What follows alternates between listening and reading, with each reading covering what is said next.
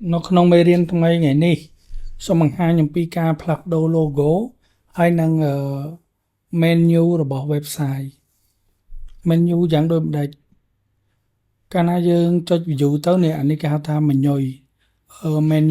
menu rồi bỏ web menu á. Okนี่web menu ตรงนี้មានឈ្មោះ source code អីចឹងណាឈ្មោះ web menu ប៉ុន្តែដើម្បីធ្វើ web menu នឹងបានយើងត្រូវដឹងថាតើ website យើងហ្នឹងវាមាន content អីខ្លះឧទាហរណ៍ថាខ្ញុំលើកយកឧទាហរណ៍ថាឥឡូវខ្ញុំលើកឧទាហរណ៍ website គំរូមួយ ខ្ញុំលើក website គំរូមួយដែលមានទី1 menu របស់ខ្ញុំមានឧទាហរណ៍ថា sport មិនចឹងណានេះ website របស់ខ្ញុំចង់បង្កើតមានពាក្យថា sport មាន casino live casino ហើយនឹងgame slot Dino Lotto ចឹងទៅ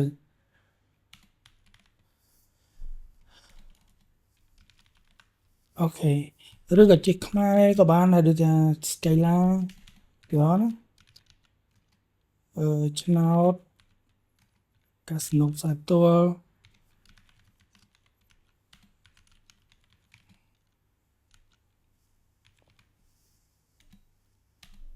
អញ្ចឹងទៅណាខ្ញុំលើកឧទាហរណ៍ប៉ុណ្ណឹង menu អញ្ចឹងដើម្បីធ្វើ menu បាននេះមកជួខាងលើនេះអញ្ចឹងយើងត្រូវចូលទៅកាន់ blocker របស់យើងនោះយើងជ្រើសយកជាពាក្យនេះនៅត្រង់កន្លែងដែលថា main menu ណា main menu អញ្ចឹងយើងអាចធ្វើការដូរ main menu ហ្នឹងដោយយើងយកមកយើងមកចុចនៅលើកន្លែងចុងប៊ិចនេះតោះមកយើងដាក់មកនេះ home ណា home យើងអាចដូរមកទំព័រដើមក៏បានភាសាខ្មែរយើងបាទចឹងមកហើយយើងចុច save មួយបន្តមកfeature នេះគឺខ្ញុំfeature នេះខ្ញុំជួឲ្យពាក្យថាកីឡាចឹងណាបាទ feature ជួយឲ្យតមកខ្ញុំចុចឲ្យចុះពីកីឡាមកគឺខ្ញុំឲ្យ menu មួយអា tray នេះមានន័យយើងមើលអត់ទាន់ណាកាលណាមាន tray មួយអញ្ចឹងមានន័យថាចុះមួយអញ្ចឹងអានេះខ្ញុំឲ្យ casino តមកទៀតខ្ញុំយក live casino អានេះគឺជា menu ដែលខ្ញុំចង់ដាក់យើងអនុវត្តចឹងមកបាទនឹងការផ្លាស់ប្ដូរ menu នៅលើ web អូខេ casino តមកយើងចុចកន្លែងចុងខ្មៅដៃនេះដដែលដូរមក game បាទនេះដូរមក game មកបាទយើងលុបអាចាស់ចេញមកយើងលុបចាស់ចេញផាមក game អញ្ចឹងយើងទៅមើលលទ្ធផលប៉ុណ្ណឹងសិនណាតាម game save វាមួយមកហើយយើង complete save នៅចុងនេះផ្នែកខាងចុងនៃនេះមើលដៃខ្ញុំបាទខាងចុងនេះ save មកដល់ពេលដែលយើង save ហើយយើងនេះវាដើរចប់ហ្នឹងអូខេអញ្ចឹងយើងអាចចូលទៅមើលនេះមាន home មាន feature តែតិចទៀតដូរអញ្ចឹងយើង refresh វាមួយមក refresh browser យើងមកហ្នឹងទំព័រដើមកីឡា casino live casino contact អញ្ចឹងអានេះយើងដូរបានហើយឃើញទេអញ្ចឹងដល់ពេលអាបន្ទាប់ខ្ញុំទុកឲ្យយើងដូរឲ្យអស់ទៅឧទាហរណ៍ថាខ្ញុំមើលឡើងវិញឧទាហរណ៍ខ្ញុំដូរតទៀតបាទខ្ញុំដូរដល់ឥឡូវខ្ញុំដូរដល់ Kino ថាដាក់ Kino យ៉ាអញ្ចឹងខ្ញុំដាក់មកនេះ Vega menu ខ្ញុំដាក់ថា Kino save បាទហើយ Lotto យ៉ា Kino អញ្ចឹងកន្លែងនេះខ្ញុំដាក់ថា Lotto ខ្ញុំដាក់ហ្នឹងហើយ save ផងអញ្ចឹងយើងទៅ refresh ម្ដងទៀតនេះមើល Mega នៅនេះយ៉ាគេ Kino Lotto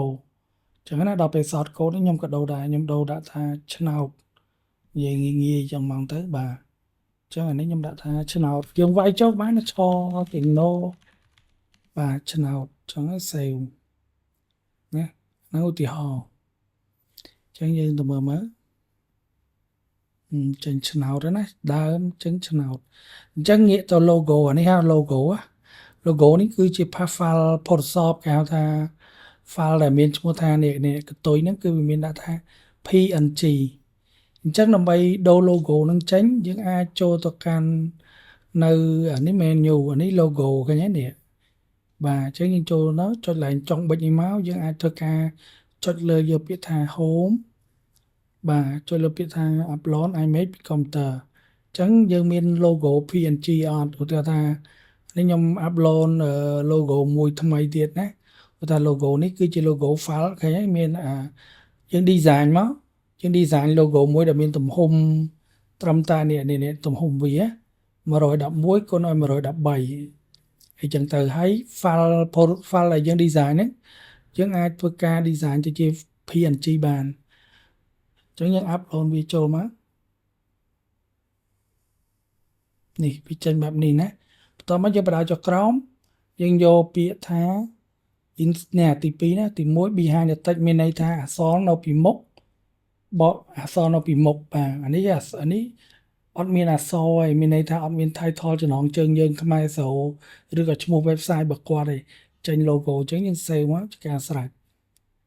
អញ្ចឹងយើងទៅមើលលទ្ធផលណានេះ logo អញ្ចឹងយើងដូរណាបាទ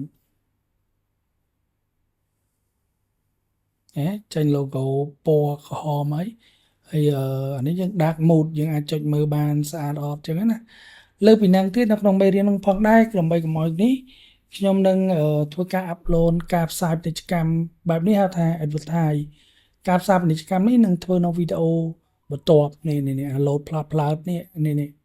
ដែលមាន load ដែលមានការផ្សាយពាណិជ្ជកម្មនៅក្នុងអត្ថបទយើងណាហ្នឹងយើងនឹងធ្វើនៅមេរៀនបន្ទាប់